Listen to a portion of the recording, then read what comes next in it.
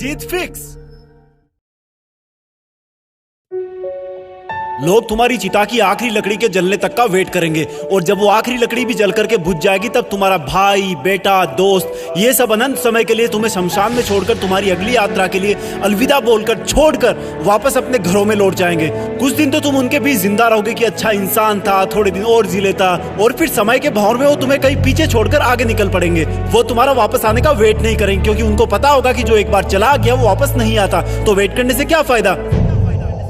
बस तुम्हारी कहानी यहीं पर खत्म हो जाएगी। तुम ऊपर से देखकर सोचोगे कि लोग कितने स्वार्थी थे, जब मैं उनके काम आता था तो कितने पास रहते थे। आज मैं जब दुनिया से चला गया हूँ तब भी दुनिया वैसी ही चल रही है। तुम्हें अफसोस होगा कि क्या मैं इन्हीं लोगों के लिए जन्म लेकर पृथ्वी पर गया था। तुम उनसे बहुत सवाल करना चाहोगे लेकिन लाख कोशिशों के बाद भी तुम्हारी आवाज उन तक नहीं पहुंच पाएगी।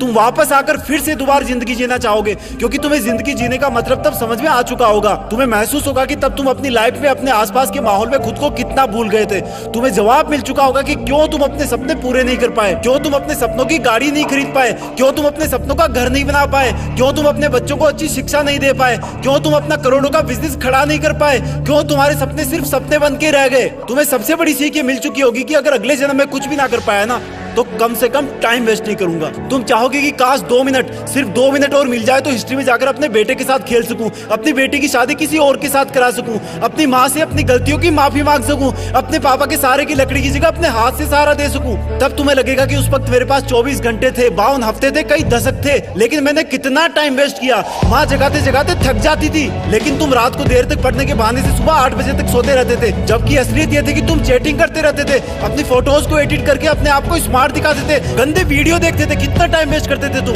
जब माँ का फोन आता था तो तुम अपने जवानी वाले प्यार के साथ बिजी रहते थे और जब तुम्हारी माँ सो जाती थी तब तुम फॉर्मेलिटी के लिए एक मिस कॉल छोड़ दिया करते थे ताकि तुम सुबह ये दिखावा कर सको कि तुमने इतनी रात को भी कॉल बैक किया। Shame on you idiot. तुम हर काम को, पढ़ाई को कल पे टाल दिया करते थे। जो हाथ तुम्हारे बूढ़े माँ बाप को सहारा देने चाहिए थे वो हाथ हमेशा बिना मतलब ही मोबाइल पर उंगलियां फिराने में बिजी रहता था। तुमने कितने घंटे सुबह लेट उठने की वजह से बर्बाद किए। उन घंटों को मिला के कई दिन बन जाते। दिन से महीने और महीनों से कितने साल की जिंदगी तू एक्स्ट्रा जी सकता था। मेहनत करके अपने सपने पूरे कर सकता था, अपने माँ बाप को भी कहीं घुमाने ले जा सकता था, अच्छी किताबें पढ़ के अपनी लाइफ में कितनी वैल्यूज ऐड कर सकता था। अब मरने के बाद 1 मिनट तो क्या, 1 माइक्रो सेकंड भी नहीं मिल सकती तुझे क्योंकि जिंदगी में कितने ही साल पहले ही मिल चुके थे तुझे। पर थैंक गॉड कि ऐसा कुछ भी नहीं हुआ। अभी तुम अभी मरे नहीं हो। थैंक गॉड कि आज तुम थैंक गॉड बोलने के लायक इस धरती पर बचे हुए हो। तुम्हारा वक्त, तुम्हारे सपने अभी पूरे नहीं हुए हैं। तुम्हारे माँ बाप, घर वाले अब भी तुम्हारे सफल होने का वेट कर रहे हैं। तुम्हारा दिल अब भी तुम्हारे सपने पूरे होने का वेट कर रहा है। थैंक गॉड कि तुम्हारे हाथ की घड़ी अब भी तुम्हें वो दिन दिखाने का वेट कर रही है जब तुम एक हीरो की तरह लोगों के सामने खड़े होगे और लोग तुम्हारी रियल कहानियां सुनकर आंसुओं से भर जाएंगे, मोटिवेट होंगे। और उन लोगों को सबसे ज्यादा अफसोस होगा जिनने तुमको कुछ साल पहले मेहनत करने वाला ढोंगी कहा था, लेकिन फिर भी तुम्हारे मन में उनके लिए 1% भी बुरी भावना नहीं होगी। ये अलार्म कल भी बजेगा। अगर तुम उठ गए तो ये तुम्हारे जिंदा रहने का सबसे पहला सबूत होगा।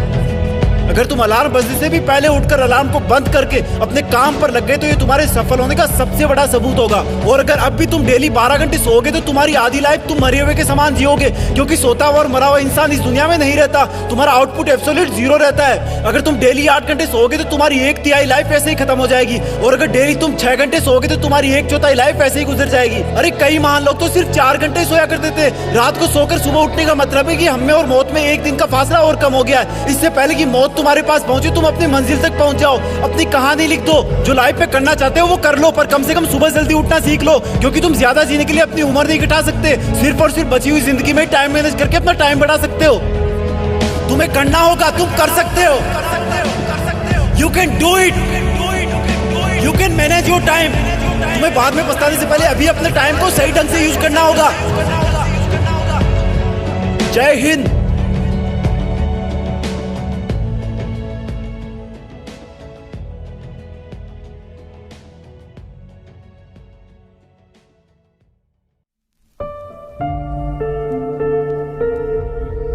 जीत फिक्स।